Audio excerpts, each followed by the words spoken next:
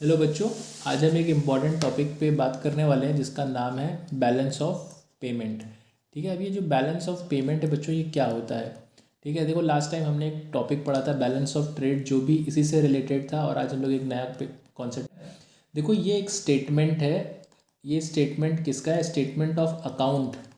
ठीक है, it is a statement of account which records all transactions. ठीक है, विच रिकॉर्ड्स ऑल मॉनेटरी ट्रांजेक्शन्स, जितने भी मॉनेटरी ट्रांजेक्शन्स होते हैं। ठीक है, सारे मॉनेटरी ट्रांजेक्शन्स को ये रिकॉर्ड करता है बिटवीन योर कंट्री, आपकी कंट्री के साथ, और रेस्ट ऑफ द वर्ल्ड के साथ। ठीक है, between a country and the rest of the world. तो मैंने क्या बताया? It is a statement of account which records all monetary transactions between a country and rest of the world. ठीक है, अच्छा ये चीज़ हम समझ गए। अब ये किस तरीके के इसको इकोनॉमिक ट्रांजेक्शन्स भी बोल सकते हो, मॉनेटरी ट्रांजेक्शन्स भी बोल सकते हो। तो किस टाइप के ट्रांजेक्शन्स होते हैं? फॉर एग्जांपल, अगर आप कोई बिजनेस करते हो दूसरी कंट्री के साथ, तो जैसे आप एक्सपोर्ट कर रहे हो या फिर आप इंपोर्ट कर रहे हो, तो वो यहाँ पे रिकॉर्ड किया जाएगा। ठीक है, जिसको हम लोग यहाँ पे बैलेंस ऑफ ट्रेड बोलते हैं, जिसको मैंने लास्ट टाइम आपको पढ़ाया था। ठीक है, अच्छा एक बात बताओ, अगर आप किसी कंट्री के साथ एक्सपोर्ट करोगे या इंपोर्ट करोगे, मतलब अगर आप उसको कुछ बेच रहे हो, सेल करो, तो यहाँ पे क्या कोई एसेट या लाइबिलिटी क्रिएट होती है? तो यहाँ पे आप कोई एसेट लाइबिलिटी क्रिएट नहीं करते हो। फिर उसके बाद मान लो अगर आप किसी कंट्री को कोई सर्विस प्रोवाइड कर रहे हो या उनसे ले रहे हो, तो क्या कोई एसेट लाइबिलिटी क्रिएट होती है? तो यहाँ पे कोई एसेट लाइबिलिटी क्रिएट नहीं होती है। उसी तरीके से यहाँ पे हम रिकॉर्ड करते हैं ट्रांसफ़र पेमेंट्स। अभी ट्रांसफ़र पेमेंट्स आपको पता है, किसी फॉर्म ऑफ गिफ्ट या कुछ भी है जो आपको फॉरेन से मिल रहा है, तो वो यहाँ पे अगर आप रिकॉर्ड कर रहे हो, सेम चीज़। तो ये जितनी भी चीज़ें आप मॉनेटरी नेचर की हैं और दूसरे कंट्री के साथ आप रिकॉर्ड करते हो, और जो एसेट्स एंड लाइबिलिटी को क्रिएट नहीं करता है, तो इसको हम कहाँ रिकॉर्ड करते हैं? इस तरीके के ट्रांजेक्शन्स को, इसको हम रिकॉर्ड करते हैं करंट अकाउंट में। ठीक है, ये करंट अकाउंट क्या होता है? करंट अकाउंट वो अकाउंट होता है जिसमें मॉनेटरी ट्रांजेक्शन्स को रिकॉर्ड करते हैं जो एसेट्स एंड लाइबिलिटी को क्रिएट नहीं करते हैं। और इसी में मान लो अगर हम कुछ और तरीके के ट्रांजेक्शन्स को रिकॉर्ड करें, फॉर एग्जांपल मान लीजिए आपकी कंट्री में कोई इन्वेस्टमेंट करता है, जैसे NFPI, FDI। ठीक है, ये सब हो गया। ठीक है, इसके बाद आपका मान लीजिए अगर कोई आप किसी से बोरो लेते हैं, बोरोइंग कर रहे हैं। ठीक है, तो ये टाइप के जो ट्रांजेक्शन्स होते हैं, ये क्या करते हैं? ये एसेट्स एंड लाइबिलिटी को क्रिएट करते हैं, और इसको हम लोग रिकॉर्ड करते हैं कैपिटल अकाउंट में। किस में रिकॉर्ड करेंगे? कैपिटल अकाउंट में। तो थोड़ा सा आगे यहाँ से बढ़ेंगे। देखो बैलेंस ऑफ पेमेंट के अंदर हमने दो चीज़ें पढ़ी कि बैलेंस ऑफ पेमेंट है क्या। It is a summation.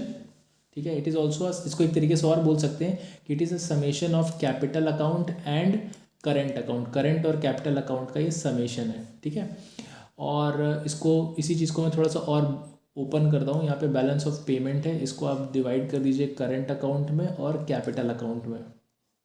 ठीक है, तो इसी करंट और कैपिटल अकाउंट को आप फर्दर डिवाइड कर सकते हैं रिसीट्स और पेमेंट, यानी डेबिट क्रेडिट में इसमें भी आप डिवाइड कर दीजिए रिसीट्स एंड पेमेंट। ठीक है, तो यहाँ पे आप जो भी ट्रांजैक्शन है, जैसे कोई एक्सपोर्ट होता है रिकॉर्ड कर लिया, इंपोर्ट हो गया। ठीक है, जहाँ पे आपको पेमेंट करनी है, पैसा जा रहा है, जहाँ पैसा आ रहा है, मान लीजिए कोई इन्वेस्टमेंट आ रही है, कहीं पैसा जाना है, बोरिंग्स हो गया, तो यहाँ पे आपने रिकॉर्ड कर ली। तो इस तरीके से नेट टू नेट में आप हमें ये देखना है कि आपके पास कितना पैसा का फ्लो, इनफ्लो हो रहा है। ठीक है, कितना इनफ्लो हो रहा है और कितना आउटफ्लो हो रहा है। तो जितना ज़्यादा इनफ्लो होगा, अब देखिए ये जो ट्रांजैक्शंस होंगे, ये किस करेंसी में आप रिकॉर्ड करेंगे? ये कोई फॉरेन एक्सचेंज है। ठीक है, बिकॉज आप दूसरे कंट्री के साथ डील कर रहे हैं, तो मान लीजिए आप ये सारे ट्रांजेक्शन आप US डॉलर्स में रिकॉर्ड कर रहे हैं, तो आपको ये देखना पड़ेगा कि कितना इनफ्लो हो रहा है करेंसीज का, मतलब और कितना आउटफ्लो हो रहा है। ठीक है, आप ये रेस्ट ऑफ द वर्ल्ड के साथ जो भी ट्रांजेक्शन्स आप कर रहे हैं, हमें ये देखना है नेट टू नेट में कि हमारे कंट्री में कितना पैसा, कितना फॉरेन एक्सचेंज आ रहा है, इनफ्लो कितना हो रहा है। अगर इनफ्लो ज़्यादा है तो ये हमारे लिए क्या बोला जाएगा हम लोग, कि हमारा बैलेंस ऑफ पेमेंट जो है हम लोग सरप्लस है। ठीक है, सरप्लस है। अब इनफ्लो कैसे होगा? मान लो जो तुम्हारे करंट अकाउंट में रिसीट्स आ रही हैं वो पेमेंट से ज़्यादा है। ठीक है, या तुम्हारे कैपिटल अकाउंट में जो रिसीट्स आ रही हैं वो तुम्हारे यहाँ के पेमेंट से ज़्यादा, नेट टू नेट क्या होगा? तुम्हारे ओवरऑल रिसीट्स ज़्यादा है। अगर तुम्हारा पेमेंट ज़्यादा है, ठीक है, पेमेंट साइड ज़्यादा है, तो तुम्हारा ओवरऑल क्या हो जाएगा? तुम डेफिसिट में चले जाओगे, BOP डेफिसिट हो जाएगा। या फिर ऐसे ही तुम मान लो कि ऐसा है कि तुम्हारा ओवरऑल मान लो रिसीट्स तो हैं, बट तुम्हारा रिसीट्स कम है लेकिन पेमेंट ज़्यादा है, और यहाँ पे कैपिटल अकाउंट में भी, तो तुम्हारा नेट टू नेट क्या होगा? मान लो एक्सपोर्ट तुम्हारे कम है और तुम्हारा इम्पोर्ट जो है वो ज़्यादा है, तो नेट टू नेट तुम्हारा क्या हो जाएगा? ऑलरेडी तुम पेमेंट ज़्यादा कर रहे हो, उसी तरीके से तुम बोरोइंग ज़्यादा अगर कर रहे हो, ठीक है, लेकिन तुम्हारा रिसीट्स कम है, तो नेट टू नेट क्या हो रहा है, तुम्हारा पेमेंट ज़्यादा हो रहा है, तो ऑब्वियसली तुम क्या हो जाओगे, बीओपी डेफिसिट। तो ये अगर बीओपी डेफिसिट में जा रहे हो या बीओपी सरप्लस में जा रहे हो, तो एक बहुत इंपॉर्टेंट पैरामीटर होता है किसी भी इकोनॉमी की परफॉर्मेंस को जज करने के लिए, ठीक है। किसी भी इकोनॉमी की परफॉर्मेंस को हमें समझना है तो हमको पहले कुछ बीओपी के पैरामीटर्स देखने पड़ते हैं। फॉर एग्जांपल जैसे मैंने बताया कि कंट्री एक्सपोर्ट कितना करती है, अगर एक्सपोर्ट अच्छा हो रहा है तो वो कंट्री के लिए अच्छी चीज़ है, मतलब अच्छी डिमांड क्रिएट हो रही है, एम्प्लॉयमेंट लेवल अच्छा होगा। अगर मान लो तुम्हारा किसी कंट्री के साथ बोरोइंग्स ज़्यादा है तो वो दिखाता है या तो तुम बहुत ज़्यादा कोई डेवलपिंग कंट्री है, या फिर हमेशा बोरिंग ज़्यादा रहता है, which is also not a good thing, या फिर तुम किसी क्राइसिस से तुम्हारी कंट्री बेसिकली कोई क्राइसिस तुम्हारी कंट्री फेस कर रही है। तो ये सब एक इंपॉर्टेंट पैरामीटर्स, इकोनॉमिक इंडिकेटर्स है जो किसी भी कंट्री की परफॉर्मेंस को दिखाते हैं। अच्छा, यहाँ पे जो भी ट्रांजैक्शंस होते हैं मैंने बताया कि वो क्या होगा, फॉरेन एक्सचेंज होंगे, ठीक है, फॉरेन एक्सचेंज होंगे, फॉरेन हम इनफ्लो आउटफ्लो को यहाँ पे देखेंगे। तो अगर मान लीजिए पॉजिटिव आपका फ्लो हो रहा है, पॉजिटिव फ्लो है मतलब कंट्री में पैसा आ रहा है, तो इससे क्या होता है आपको पता होगा कि जो फॉरेन एक्सचेंज है कौन देखता है, आरबीआई देखती है।